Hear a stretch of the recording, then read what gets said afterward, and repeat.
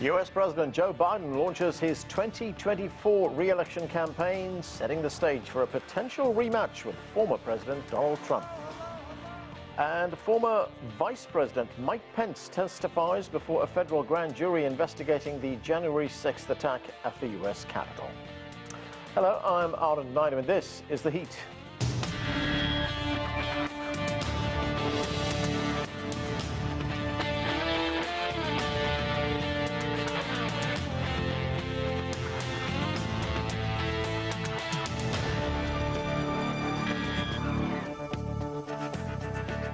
It's been a busy week in U.S. politics. U.S. President Joe Biden officially announced his re-election campaign for 2024.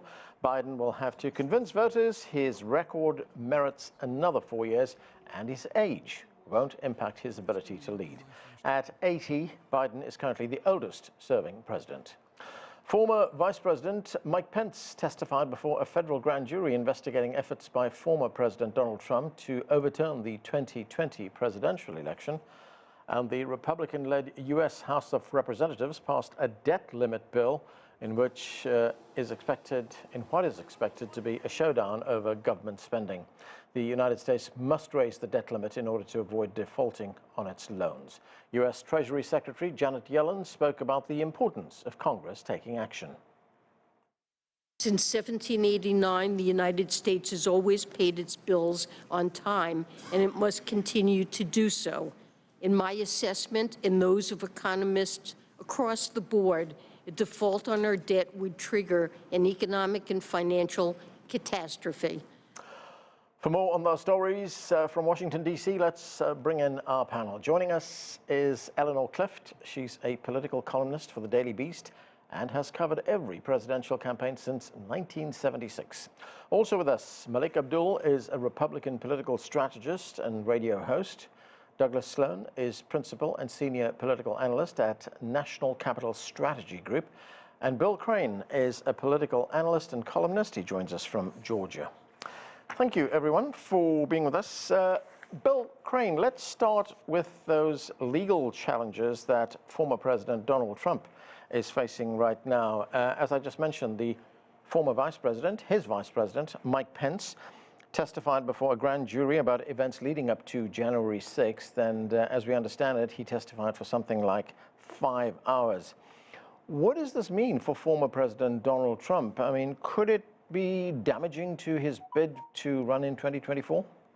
In the general election, certainly, but in a Republican primary, where a certain percentage of the voters, somewhere between 30 to 35% in a Republican primary election, are still with Donald Trump, and he polls even higher than that among general Republicans, it doesn't necessarily hurt him if or until he receives a conviction. All of the indictments, all of the multiple charges against him, all the grand jury investigations, the tax charges, the guilty pleas by his employees have not pierced Donald Trump's sort of invincibility among a limited number of Republicans. However, I don't believe he'll be the nominee eventually, and I think he is not possible to be reelected as a nominee for the Republicans in the general election against Joe Biden or whomever else the Democrats put up. Bill, here's where it gets a little bit complex. Now, Mike Pence himself is also considering a run for president in 2024. But given what's going on right now, and as you just point out, the former president's influence in the Republican Party, what does this mean for Pence's presidential bid?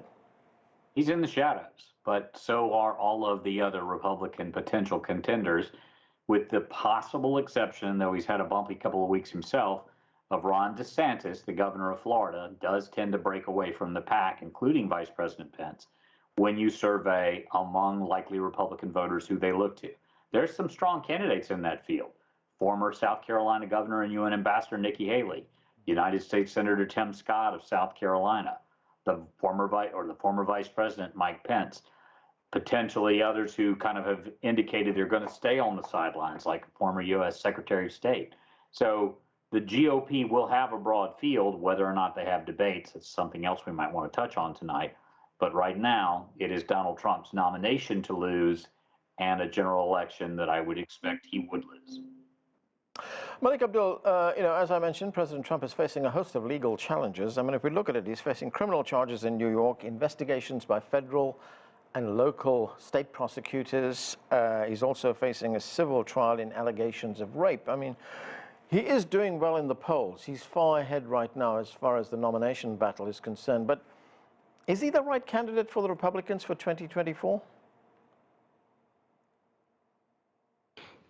So I don't think that these particular convictions, in fact, not convictions. Donald Trump has been indicted in New York. We have the case in Georgia. We have the special counsel investigation until January 6th. It's a very historic and momentous occasion that Mike Pence ended up having to testify in reference to the, I believe it is momentous that Mike Pence had to actually testify this week, but I don't think that it's something that's going to ultimately impact Donald Trump. I do agree that the primary is definitely Donald Trump's primary to lose, but I also think that this election probably will end up being similar to 2016.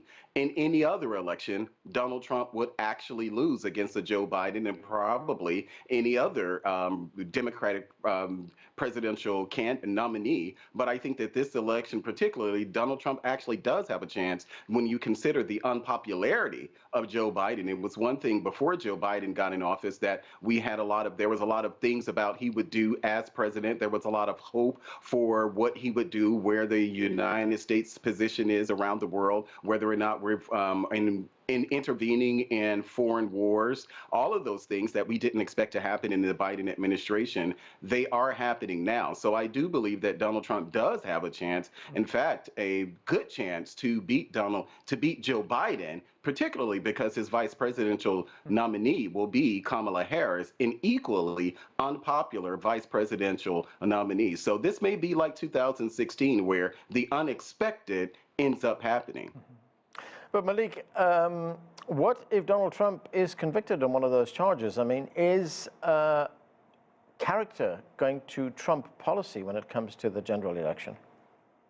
Well, when it comes to Donald Trump, character has been on the ballot when it comes to him. That was in 2020, 2016, and in the midterms in 2020. The issue of Donald Trump and his character will forever be on the ballot as long as he runs for office. This may be, I'm sure, his last time running, but that will always be on the ballot. If he's convicted, of course, anything can happen.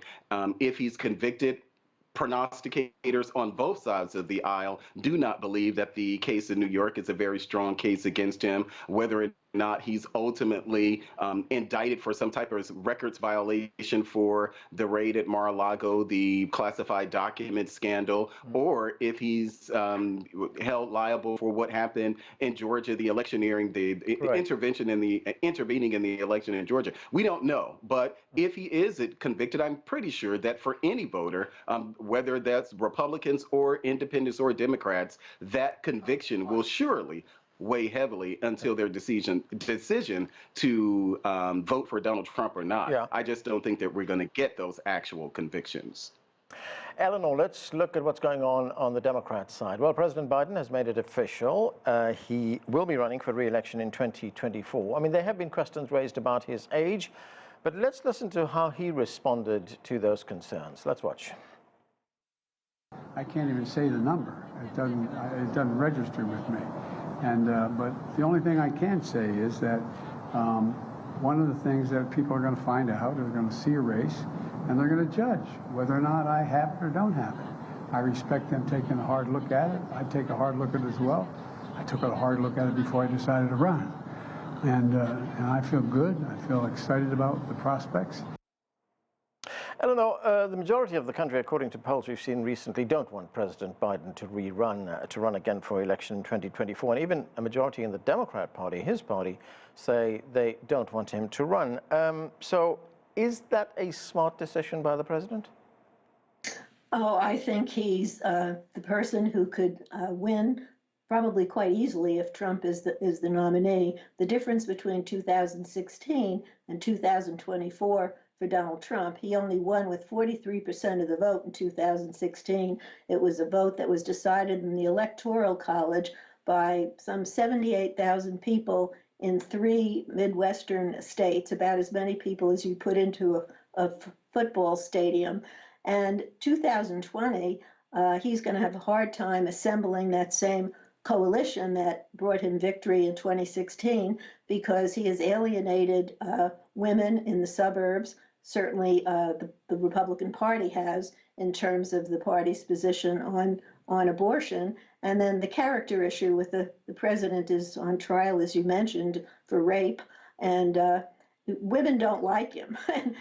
and women are a very majority force, really, in this country. So I don't see how he can duplicate his victory. As for President Biden, his instincts seem really good. He won in 2020 after a very slow start in the primaries, and all of a sudden his centrism, his bipartisanship kind of came through, and he won the middle. He won the independents, which are a critical slice of voters in this country.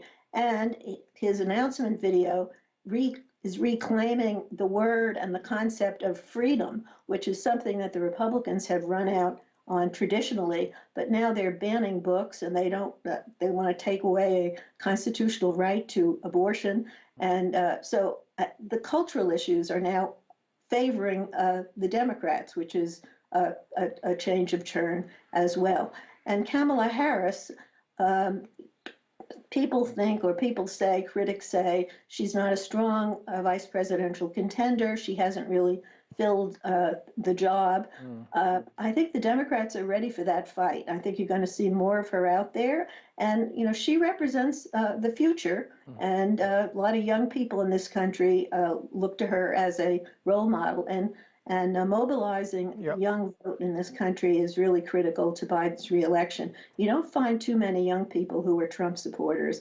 And he is going to have to, I think, re-tailor his campaign away from the grievances that he was somehow cheated out of a second term that he didn't win to find his vision for the future. Right now, he draws a very draconian picture of the future. Right. And that isn't an accurate picture of America today.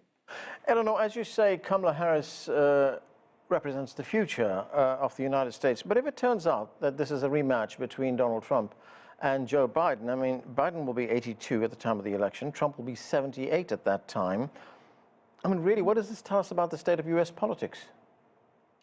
Well, in a year and a half, I think you're going to be learning a lot more and seeing a lot more of Kamala Harris. And the Democrats have a strong bench, but there's no reason to get into a primary fight and have everybody slugging against each other when they all agree with what Joe Biden is doing. His main contender, Bernie Sanders, who ran against Hillary Clinton, and then Joe Biden is immediately endorsed Biden, said he's not going to run again. He's older too, of course, but the youngsters in the party are all stepping aside.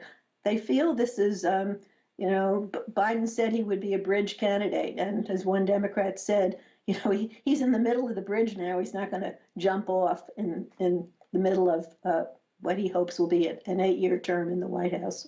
Yeah. Douglas Sloan, former President Donald Trump, says he's hoping for a rematch with Joe Biden. This is what he said at a rally in New Hampshire on Thursday. Let's watch. Almost inconceivable that Biden would have even thought of running for re-election. He's destroyed our country, and yet he says in his recorded piece that he wants to finish the job. That's right, he wants to finish the job of destroying our country. But on that, he's actually very close. He is very close to finishing the job, unfortunately. So, Douglas, what is your view on Biden wanting to rerun for 2024? I mean, let's look at the economic situation, for instance. Right now, inflation is still very high. Economic growth is not that great, 2.6%. There's also a risk of a recession. We know how big a role the economy plays in the way people vote.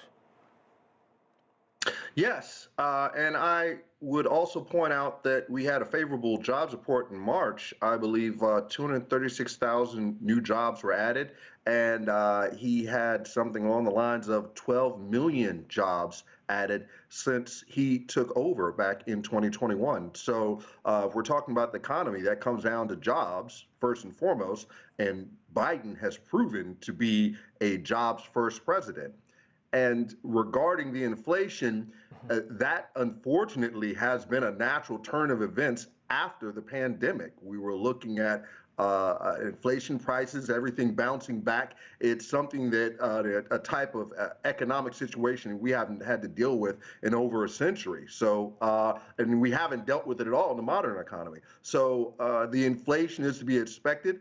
I fully expect an economic rebound to be in place by the time it comes time to vote in 2024. We're not going to keep these prices. We're not going to have these inflationary prices at this time within the next 12 to 18 months. But I mean, it's really funny to hear Trump say all these things and say he wants a rematch with Joe Biden. You know, things have only gotten worse for Trump. We are looking at 4 indictments. He's currently dealing with a rape allegation of E. Jean Carroll. He has those documents that he took and kept down at Mar-a-Lago, and he lied to the FBI about, and he election interference in Georgia. We know all the charges against him. He somehow thinks that this is going to help him in the general election when he needs to secure independent and moderate Democratic voters. And that's just not happening. Douglas, it's going further to the right. Right. If we look at Joe Biden's candidacy, I mean, he's framing this as a battle to save American democracy. You know, he calls it a battle for the soul of America. I mean, is that going to sell with voters, or is the economy going to be important? And we've just heard that Biden is going to Wall Street, asking Wall Street for another $1 billion. I mean, how is that going to go down with voters? Well, again, like I said, the economy will have changed by the time it comes, well, by the time we all go to the ballot in November of 2024. So we're not going to be looking at the same economic conditions. Again, Biden has been a jobs president, so we have new jobs coming in. And, you know, if Biden were going toe-to-toe with another Republican candidate, I might be a little concerned. But he is literally going against the worst possible candidate that the Republicans can put up in a general election that they have on the board. They might even have had better luck with Nixon running against Biden. So for every flaw that you can bring forth with Biden, I can bring a good 3 or 4 against President Trump, and that is definitely going to work in Biden's favor. Right. Bill Crane, one of the other possible contenders for the Republican nomination, of course, is the Florida governor, Ron DeSantis. At the moment, he's sort of burnishing his foreign policy credentials. He's been in South Korea, he's been in the United Kingdom, he's been in Israel as well. He's got a pretty good war chest, something like $110 million by one count. How do you rate his chances? He has the advantage of youth. He's in a state that he overwhelmingly won re-election for, including some real Democratic strongholds, Miami-Dade County and Broward County, Palm Beach, Florida, that Republicans haven't been able to pick up in decades. But for some reason, and I'm not advising his campaign, he seems to be wanting to run to Donald Trump's right, to sort of out-Trump Trump. And he's made a big deal out of some social issues, as well as his recent actions against the Disney Corporation, that he feels like may be pushing social agenda issues too much to the left. I would contend there's a lot of voters who are in the center in America who did want Joe Biden, who ran as a centrist, to be a centrist. I think Joe Biden, I'll disagree with Mr. Sloan and my colleague Eleanor Cliff, that I think he's a weak second-term president. I think he's a weak nominee for the Democrats. But if the GOP is suicidal and can't look at some of their other field and start to sort through them, Ron DeSantis is one of the few that's making scratch in poll numbers and fundraising beyond very low double digits. But I don't think you completely discount Robert F. Kennedy Jr. on the Democratic side, who comes out of the gate with double digits, even though the DNC is not going to have debates, even though they're already writing him off, and every news story by legacy news media says anti-vax proponent, then comma, Robert Kennedy Jr., and Marianne Williamson has a following. I think we should have debates and a robust field on both sides. It only strengthens the nominees eventually. And I think the American people overwhelmingly keep saying they want new choices, they want new faces, they want to see government solve problems. And a rematch of two guys who duked it out 4 years ago is not that. Okay. Malik Abdul, I'm going to look now at the debt ceiling, a very important issue for the United States, for the world, actually. Well, Republicans in the House of Representatives, Republicans have a majority in that House. They've passed a bill to raise the debt ceiling, but it comes with some very deep cuts. And those cuts will roll back some of President Biden's achievements in health, climate, and tax law provisions. Here is the Speaker of the House, the Republican Kevin McCarthy. Let's listen to what he had to say. He's putting the American economy in jeopardy by his lack of action. Now he should sit down and negotiate. We passed this early. We are in April, way ahead of the debt limit. We are the only party to take fiscal action in a sound mind that would lift the debt limit so we wouldn't have economic damage. We've also put us back on a path to end the Washington wasteful spending and to grow our economy and make us stronger. So, Malik, this, of course, is not going to go anywhere in the Senate because the Democrats have a majority over there. But from what we know right now, is it a good basis, or a basis at least for good negotiations?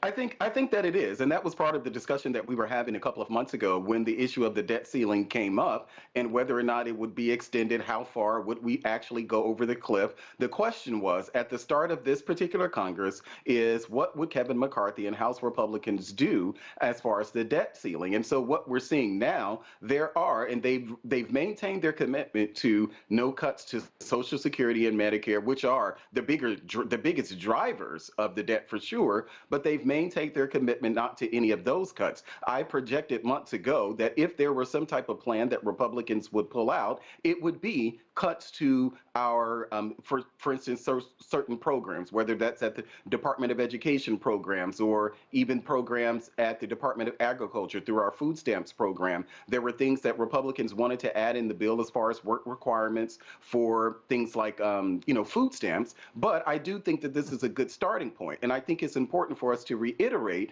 that this is a starting point. This isn't an ending point. I think you're very right in pointing out that the Senate itself, Chuck Schumer, who is the Senate Majority Leader, has already said that there's a possibility he won't even bring up the House bill at all. So you're right, it does have a much higher climb in the Senate, but I do think that this is a good starting point for Republicans. And at this point, it seems as if that the Biden administration has decided, or at least has been consistent, and saying that they have no interest in debating on these issues at all. Yeah. But from a Republican perspective, this was a good starting point.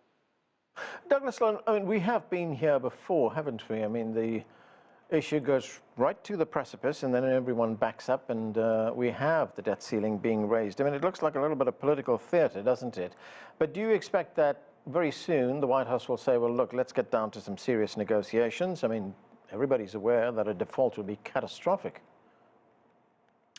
It's really silly to hold the debt ceiling hostage to try to force negotiations on other issues. In my estimation, I think that we should do away with the debt ceiling, that we shouldn't have to vote on extending the amount of debt and spending that Congress is allowed to do. This was legislated, I think, over 100 years ago.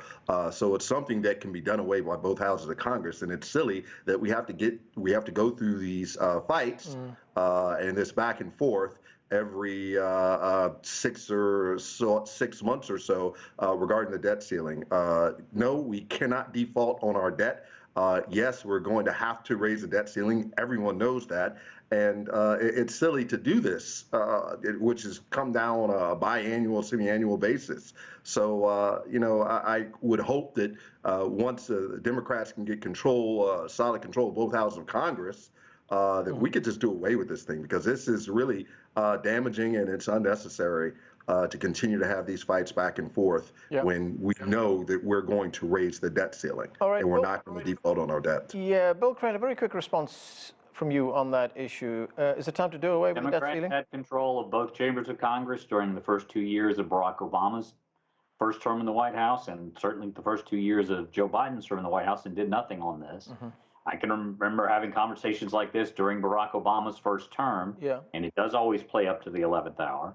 The reason this isn't going to go away is this is a check and balance. This is the legislative branch being able to have some control over spending. and not letting the president's roadmap set all of the agenda and basically give up what Congress controls, which is the purse.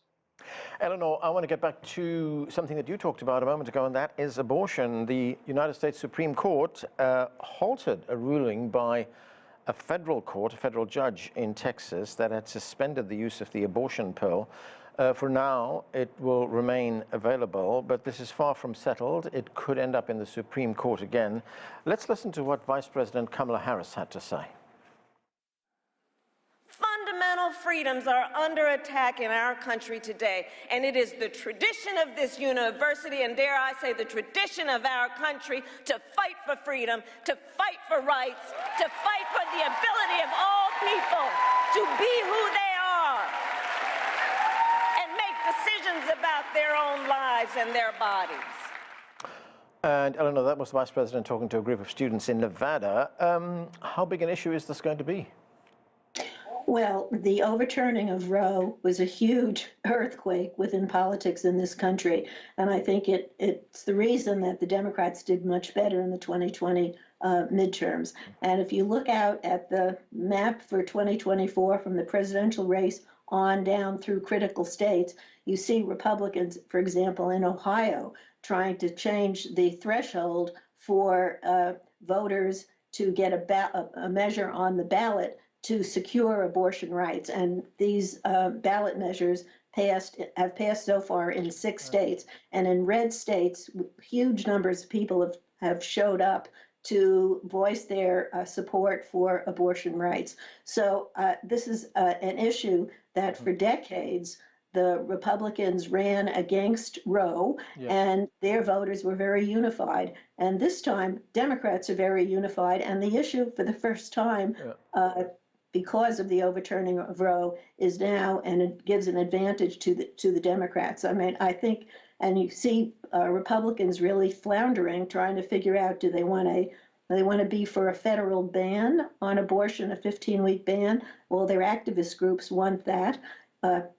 Donald Trump, former President Trump, says the issue should simply be returned to the states, which is probably the safest position politically. But they're fighting among themselves. Advantage Democrats on this cultural issue for sure. Okay, that's where we have to leave it. Thank you to all of you for being with us. That's all the time we have. I'm Anand Naidu in Washington, D.C. Have a great weekend.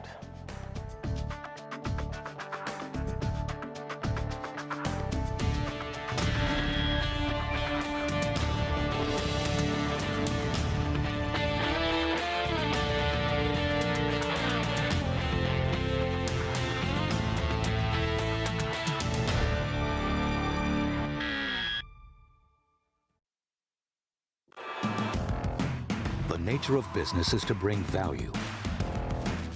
Business activities in Europe, Asia, and the U.S. reach consumers globally.